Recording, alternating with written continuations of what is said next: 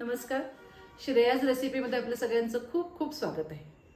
सध्या रोजच्या स्वयंपाकाच्या गॅस सिलेंडरचं शॉर्टेज आहे. ह्यावेळी आपण रोजचा स्वयंपाक करताना ही जर थोडीशी काळजी घेतली तर आपण 20 ते 30% गॅस वाचवू शकतो. त्याच्याकरता तुम्हाला मी पुढे काही टिप्स दिलेल्या आहेत, त्या तुम्ही फॉलो केल्यात तर तुम्ही कायमच गॅसची बचत करू शकाल.